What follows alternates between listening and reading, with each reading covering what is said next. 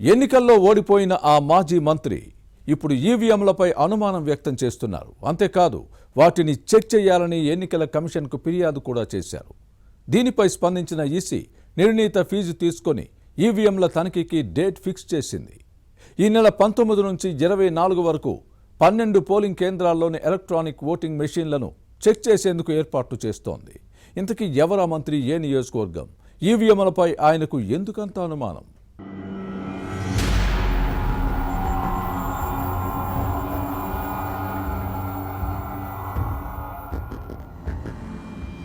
వైసీపీలో అసంతృప్తిగా ఉన్న మాజీ మంత్రి బాలినేని శ్రీనివాసరెడ్డి వ్యవహారం ప్రకాశం జిల్లా పాలిటిక్స్ లో మరోసారి చర్చనీయాంశంగా మారింది. అసెంబ్లీ ఎన్నికల్లో ఒంగోలు నుంచి పోటీ చేసి టీడీపీ అభ్యర్థి దామచర్ల జనార్దన్ పై భారీ ఓట్ల తేడాతో ఓడిపోయారు. అయితే తన స్థానంలో ఉపయోగించిన ఈవీఎంలపై అనుమానాలు ఉన్నాయంటూ ఎన్నికల కమిషన్ కు కంప్లైంట్ చేయడం హాట్ టాపిక్ గా మారింది. ఎలక్ట్రానిక్ ఓటింగ్ మెషీన్లను చెక్ చేయాలని కోరారు. దీంతో ఓటమిని జీర్ణించుకోలేని ఈ నేత నెపాన్ని ఈవీఎం పైకి నెట్టే ప్రయత్నంలో ఉన్నారన్న చర్చ సాగుతోంది. వైసీపీ యాంటీ వేవ్ లో ఓడిపోయినా ఈ వాస్తవాన్ని ఒప్పుకునేందుకు ఇష్టపడటం లేదు. ప్రజలకు ఎంతో చేసినా తాను పరాజయం పాలు కావటమేంటి? ఈవీఎంలలో ఏదో తేడా జరిగిందనేది బాలినేని వాదన.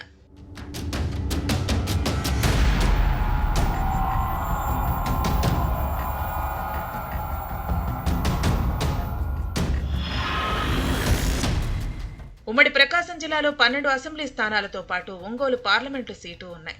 2024 సాధారణ ఎన్నికల్లో వైసీపీకి ఎదురుగాలి తప్పదని తాడేపల్లి ప్యాలెస్ పెద్దలు ముందుగానే గ్రహించారు. దీంతో కొందరు అభ్యర్థులకు స్థానచలనంతో పాటు మరికొందరిని మార్పు తప్పలేదు. ఒంగోలులో బాలినేని గెలుపు కష్టమేనని భావించిన అధిష్టానం గిద్దలూరుకు మార్చాలని ప్రతిపాదించింది. కానీ ఈ నేత ఒప్పుకోలేదు. నియోజకవర్గంలో 25,000 మందికి ఇళ్ల స్థలాల పట్టాలిస్తే తన గెలుపు గ్యారంటీ అని అధిష్టానం దగ్గర వాదించారు.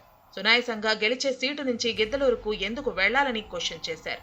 బాలినేని శ్రీనివాసరెడ్డి పార్టీ అధినేత జగన్ కు దగ్గరి బంధువు. దీంతో ఈ నేత ఒత్తిడి తట్టుకోలేక హౌస్ సైట్స్ పంపిణీకి 226 కోట్ల నిధులు విడుదల చేశారు.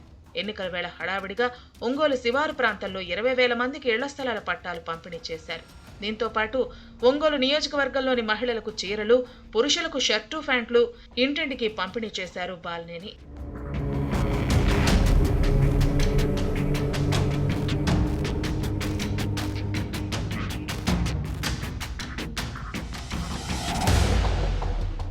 అంతేకాదు ఇక పోల్ మేనేజ్మెంట్ కూడా బాగానే చేశారు ఈ మాజీ మంత్రి. ఓటర్లను ప్రలోభాలకు గురి చేశారు. పోలింగ్ ముందు రోజు వరకు డబ్బు, బియ్యం విచ్చలవిడిగా పంపిణీ చేశారట. మద్యం ఏరులై పారటంతో ఓటర్లు మత్తులో జోగారు.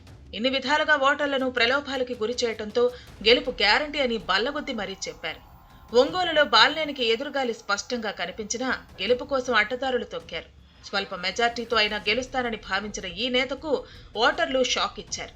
కానీ గతంలో ఎన్నడూ లేని విధంగా 34,000 పైచిలకు ఓట్ల తేడాతో టీడీపీ అభ్యర్థి దామచర్ల జనార్దన్ చేతిలో ఓడిపోయారు. దీంతో ఒంగోలు నుంచి హైదరాబాద్ వెళ్లి అక్కడే ఉంటున్నారు. నియోజకవర్గం ముఖం చూడకపోవడంపై క్యాడర్ డేలా పడింది. పార్టీ మారే ప్లాన్ ఉన్నారన్న ప్రచారం కూడా జరిగింది.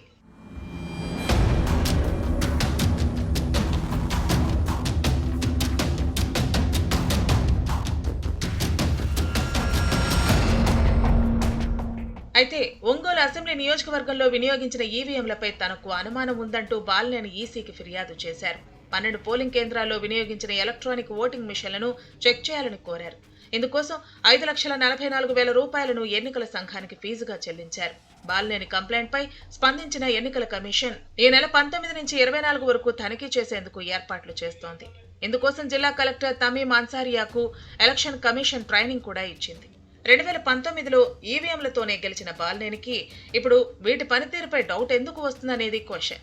ఓటమిని జీర్ణించుకోలేకే ఈ విధమైన ఎత్తులు వేస్తున్నారనేది పొలిటికల్ పరిశీలకుల భావన.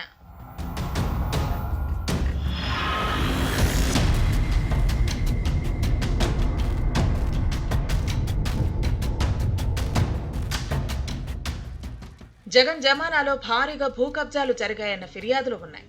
ఒంగోలు ఇందుకు మినహాయింపు కాదు. ప్రజలపై ఫ్యాన్ పార్టీ నేతలు దాడులు పెరిగాయి. గంజాయి విక్రయం అంగడి సరుకులా మారింది. డ్రగ్స్ దందా సాగిందంటారు.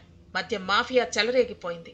దీంతో బాలినేని శ్రీనివాసరెడ్డిని మరోసారి గెలిపిస్తే తమకు కష్టాలు మరింత పెరుగుతాయని భావించిన ప్రజలు ఈ నేతను ఇంటికి పంపారు. ఈ నేపథ్యంలో తన ఓటమికి కారణాలు తెలుసుకోకుండా ఈవీఎంలపై అనుమానాలు వ్యక్తం చేయడంపై విడ్డూరంగా ఉందని ఫ్యాన్ పార్టీ నేతలు కామెంట్స్ చేస్తున్నారు. మరోవైపు ఈవీఎంల చెకింగ్ నిర్ణయాన్ని టీడీపీ లైట్ తీసుకుంది.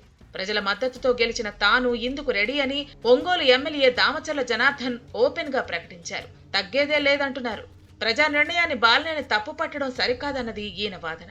ఈవీఎంలను చెక్ చేయాలని ఎలక్షన్ కమిషన్ నిర్ణయంతో భయపడేది ఏముంటుందని ప్రశ్నిస్తున్నారు.